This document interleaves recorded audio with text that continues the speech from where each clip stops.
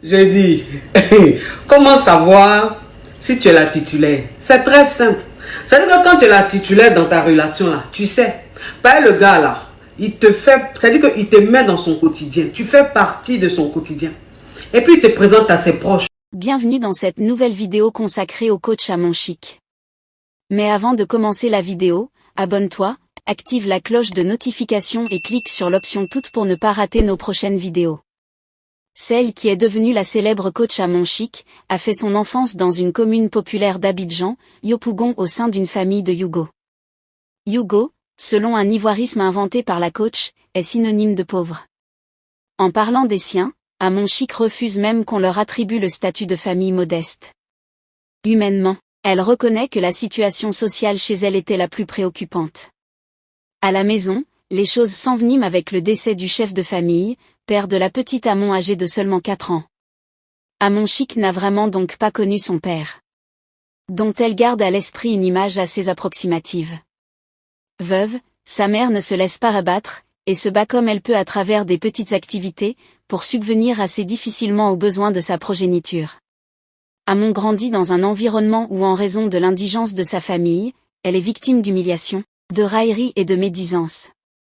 De mauvaises langues se permettent même de lui augurer un avenir obscur. Amon, tu finiras vieille fille à Yopougon ici avec à ton actif plusieurs bébés de pères différents. Ricanèrent-elles, regardez-moi bien, leur répondait Amon sur un ton persuasif. Ce n'est pas parce que je suis né d'une famille pauvre que je vais finir pauvre. Rendez-vous demain, vous aurez vos yeux pour voir l'étoile que je serai devenue. Dans Yopougon là, attends un peu, ces viandes de porc, les hommes vont offrir pour t'engrosser. Jeune fille, Amon ressent au fond d'elle un appel au voyage.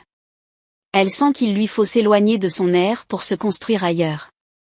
Elle en parle à sa maman qui n'hésite pas à puiser dans ses économies pour lui assurer ce rêve occidental qui lui tient tant à cœur. Obtenant son visa, Amon débarque en France où sa forte personnalité illumine son entourage en lui garantissant un destin glorieux.